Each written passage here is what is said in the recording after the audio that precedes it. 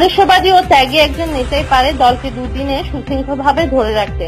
এই স্লোগানকে সামনে রেখে বাংলাদেশের জাতীয়তাবাদী দল মক্কা প্রাদেশিক বিএনপির অন্তর্ভুক্ত খানসা আঞ্চলিক কমিটির উদ্যোগে 19 দফা বাস্তবায়নের লক্ষ্যে এক কর্মী সভার আয়োজন করা হয়।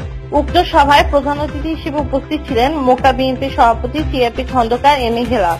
সভায় প্রধান বক্তা হিসেবে উপস্থিত ছিলেন সাধারণ সম্পাদক নুরুল আফসার চৌধুরী।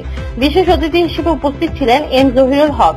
আমাদের প্রতিনিধি জানান, মৌলানা ফরিদের সভাপতিত্বে সভায় বক্তব্য রাখেন সিনিয়র যুগ্ম সম্পাদক মোজাম্মেল হোসেন মিলন, সাংগঠনিক সম্পাদক এম শাহাবুদ্দিন, উপদেষ্টা মোহাম্মদ দেলোয়ার হোসেন, সহসভাপতি মোদাচ্ছের হোসেন, যুগ্ম সম্পাদক জুনায়েদ রহমান, সাফিউল কাদের, প্রচার সম্পাদক শাহ আলম হেলালি, শেখ মঈনুল ইসলাম লিটু, ক্রীড়া সম্পাদক হেলাল খান, মক্কা নাকাশা কমিটির নুরুল ইসলাম, নুরুল হক।